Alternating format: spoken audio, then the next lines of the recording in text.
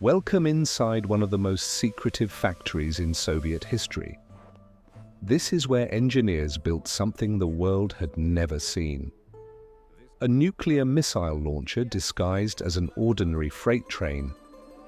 The RT-23 Molodets carried 3 intercontinental ballistic missiles, 30 nuclear warheads hiding in plain sight on Soviet railways. American satellites could not distinguish them from regular cargo trains. For decades, these ghost trains traveled completely undetected. This is the story of how Soviet engineers achieved the impossible.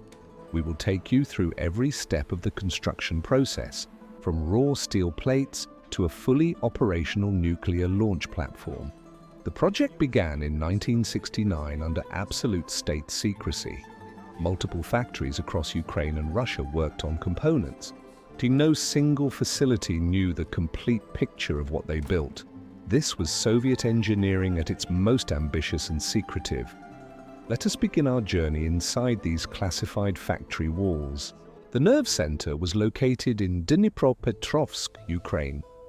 A massive walled compound housed the Yuzhnoye Design Bureau. 4-meter walls topped with razor wire surrounded the facility. Armed soldiers guarded every entrance around the clock. The city itself was closed to all foreigners and erased from maps. Over 40,000 workers labored inside these classified walls. The main assembly hall was designated Shop 97. 80 kilometers away stood the Pavlograd mechanical plant. This facility manufactured the solid rocket fuel motors, 700 hectares dedicated to creating missile propellant. In Leningrad, another bureau solved the launcher car problem. The Lugansk Locomotive Works built the special military locomotives. KGB officers maintained permanent presence inside every facility. Workers underwent extensive background checks before hiring. Even discussing work outside the factory was a criminal offense. Foreign travel was strictly forbidden for all employees. Factory numbers replaced real names to confuse foreign intelligence. This was the invisible industrial empire behind the nuclear train. Secrecy was absolute and enforced with harsh consequences. Now we enter the factory floor where construction began. Step inside a Soviet defense factory of the 1980s. Vast halls with ceilings soaring 20 meters high, steel truss structures supporting enormous roof spans overhead. Clear-story windows flooding the space with dramatic natural light. Beams of sunlight cutting through hazy, dust-filled factory air. The walls painted in the classic Soviet two-tone color scheme, pale pistachio green up to eye level on every wall, then white or cream color reaching toward the high ceiling. Concrete floors polished smooth by decades of heavy industrial use. Oil stains and metal shavings embedded into every surface. Yellow-painted overhead bridge cranes dominated the vast workspace. These massive cranes could lift 100 tons with ease. Crane operators sat in cabs suspended high above the floor. Workers wore dark blue cotton work coats called khalats. Black Kurza boots reaching mid-calf on every factory worker. Orange bakelite hard hats protected heads from falling objects. Welders wore brown leather gauntlet gloves and heavy aprons. Toolboards with painted shadow outlines lined the walls. Bulgarian Balkan car forklifts in orange moved materials between stations, the air thick with welding fumes and fine metal dust. Constant clamor of metal striking metal echoed throughout the halls. Grinding sparks flew in bright orange cascades from workstations. Crane warning bells rang as heavy loads passed overhead. Compressed air hissed from countless pneumatic tools below. This was the sensory reality of Soviet heavy defense industry. Every nuclear train required 3 powerful diesel locomotives. The DM-62 was chosen because it looked identical to civilian M-62s. The perfect military disguise hiding in plain sight on railways. Construction began at the Lugansk diesel locomotive plant in Ukraine. This factory had been building locomotives since 1896. The DM-62 started as massive steel plate sections. Workers used chalk lines to mark cutting patterns on raw steel. Oxyacetylene torches cut through the thick metal plates slowly. Blue flames leaving glowing orange edges in their wake. Sparks scattered across the concrete factory floor below. The main frame required the heaviest structural steel available. Box-section steel elements were positioned in welding jigs carefully. These jigs held everything in precise alignment during welding. Thus, skilled welders began joining the structural frame members together.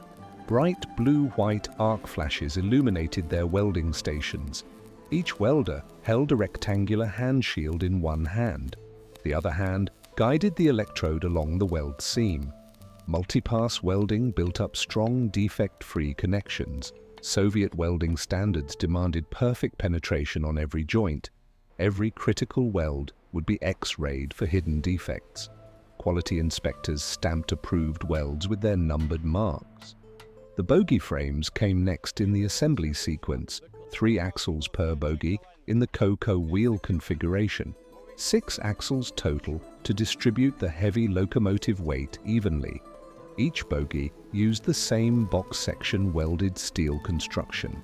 The heart of the locomotive was the Kolomna 14D40 diesel engine, a massive 2-stroke V12 power plant with over 150 litres displacement. This engine produced 2,000 horsepower at maximum output. Overhead, cranes positioned above the locomotive assembly area. Workers guided the heavy engine block using hand signals. The crane operator lowered it carefully onto the subframe. Rubber and spring mounts isolated engine vibration from the chassis. The main DC generator attached directly to the diesel engine. This converted mechanical power into electricity for traction motors. 6 DC traction motors would power the locomotive, 1 per axle. Workers installed motors within the bogies using nose suspension mounting. Cardan shafts and gear drives connected each motor to its axle. Electrical cables ran throughout the locomotive interior spaces. To control panels with bakelite switches and analog gauges installed. The body shell went on last, welded steel panel by panel. A cab at one end provided workspace for the operating crew. A long engine hood housed the massive diesel power plant.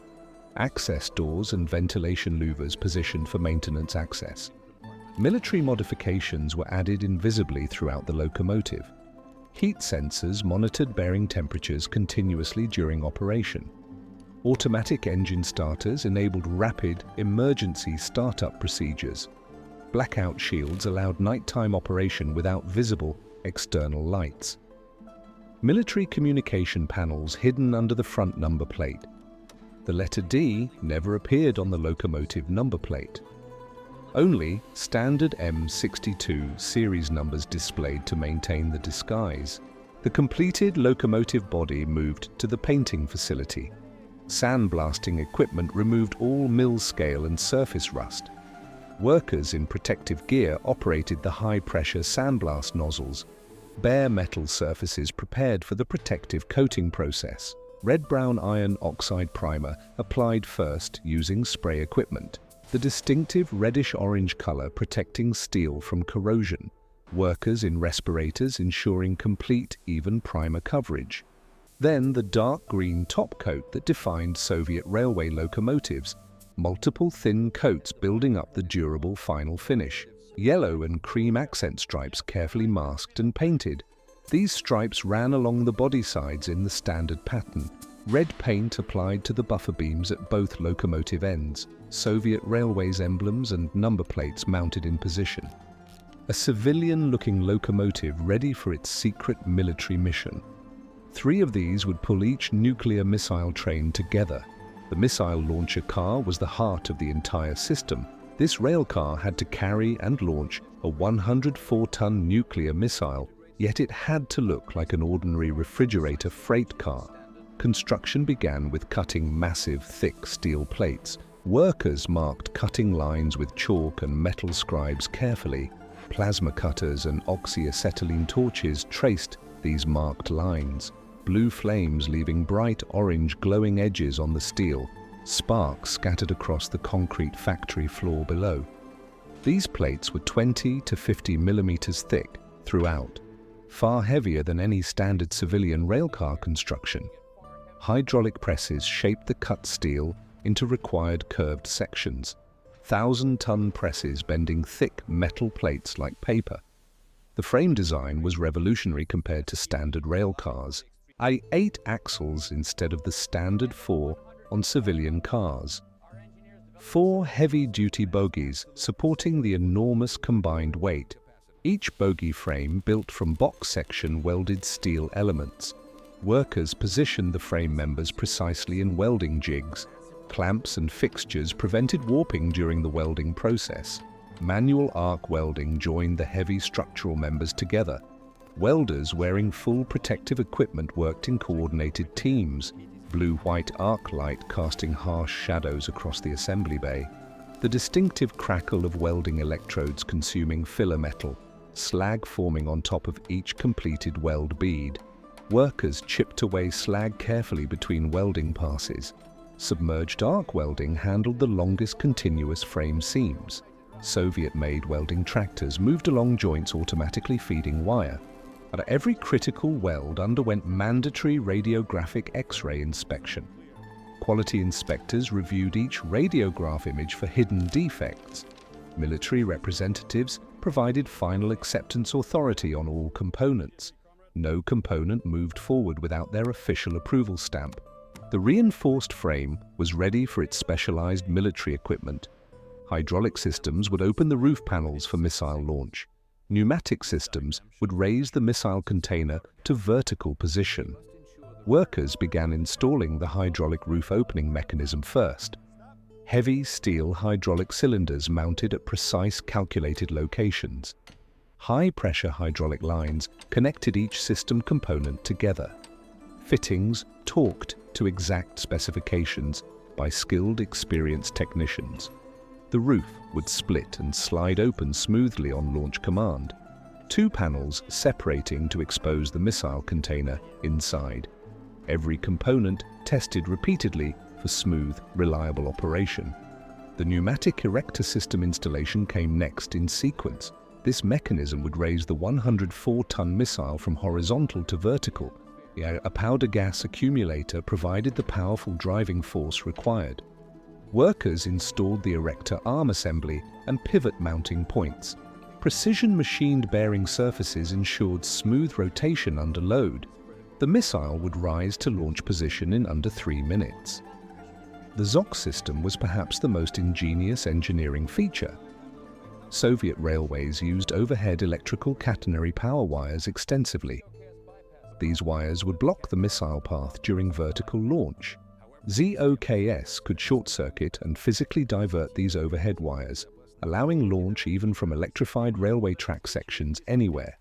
Workers installed the high-voltage ZOX components with extreme care. Electrical cables ran throughout the entire launcher car interior. Technicians pulled cables through protective conduits and raceways. Connection boxes mounted at critical junction points throughout. The weight distribution coupling system was installed at both ends. This transferred the enormous load to the neighboring support cars. Special projections and supports connected the 3-car launching module. Workers tested every mechanical system repeatedly until perfect operation. Documentation recorded every test result for quality control records. Now came the critical task of creating the visual disguise. The launcher car had to appear as an ordinary refrigerator van. Standard Soviet refrigerator freight cars were painted white or grey. Body panels were prepared and positioned for installation carefully. Sheet metal formed into the characteristic boxy freight car shape. False side doors welded into position on both sides. These doors would never actually open for any cargo. They existed only to complete the visual civilian deception. Roof panels designed to actually function during launch sequence. They would slide apart to allow missile erection and firing, but when closed they appeared completely ordinary from outside. Workers positioned exterior panels using overhead bridge cranes. Welding teams joined panels securely to the reinforced internal frame. The seams had to be smooth and professionally finished throughout. Any unusual visible feature would attract unwanted intelligence attention. Grinding wheels smoothed all weld beads to invisible smooth joints. Sandblasting prepared the entire exterior surface for painting. Red-brown iron oxide primer applied as the first protective layer. Then the white or light grey exterior topcoat color. Multiple thin spray coats building up the durable final finish. Railway markings and identification numbers applied by stencil carefully. These matched standard Soviet Railways freight car conventions exactly. Fake refrigeration vents and equipment details added for authenticity. Nothing distinguished this car from thousands of ordinary freight cars. Inside was a weapon capable of destroying entire cities instantly. The missile itself was manufactured at separate classified facilities. The RT-23 was a three-stage solid-fuel intercontinental ballistic missile. Solid fuel offered critical advantages over older liquid fuel designs. No dangerous fueling procedures required before launch operations. The missile remained ready to fire at any moment continuously. Soviet engineers used revolutionary composite material motor casings. Carbon fiber wound into strong, lightweight, cocoon-shaped structures. The solid propellant was mixed and cast at the Pavlograd plant. Precise chemical compositions ensured consistent, reliable performance. The assembled missile measured 23.3 meters in total length. Total launch weight reached 104,500 kilograms fully loaded. Maximum range exceeded 10,000 kilometers across continents. Our 10 nuclear warheads separated according to program target coordinates. Each warhead carried 550 kilotons of nuclear destructive power. The missile traveled to final assembly in protective transport containers. The container measured 2.7 meters diameter and 22 meters long. Temperature control systems maintained optimal propellant storage conditions. This container was loaded horizontally into the completed launcher car. Overhead, cranes positioned the enormous cylinder with extreme care. The most destructive cargo ever to travel on Soviet railways. Individual components now came together as the complete nuclear train. 3 DM-62 locomotives coupled at the front of the consist. Dark green bodies with yellow accent stripes along the sides, red buffer beams, and standard M62 number plates for disguise. Behind them, a camouflaged fuel tanker car was coupled. Then 3 complete launching modules, each containing 3 cars. Launch support car, missile launcher car, and command post car. 9 cars total carrying 3 nuclear missiles with 30 warheads. Behind the launchers came the regiment command post car, communications car, diesel generator car, and provision storage cars followed. Living compartment cars housed the crew of over 70 personnel. The crew could operate autonomously for 28 continuous days. The complete train stretched nearly half a kilometer in length. Every system was tested and verified before operational deployment. A self-contained nuclear warship ready to travel Soviet railways invisibly. 12 of these trains deployed across 3 strategic Soviet divisions. For nearly 2 decades, they patrolled in complete operational secrecy. The most survivable nuclear weapon system ever successfully deployed. A testament to Soviet engineering ingenuity and Cold War tensions, the ghost trains that carried the power to end the world.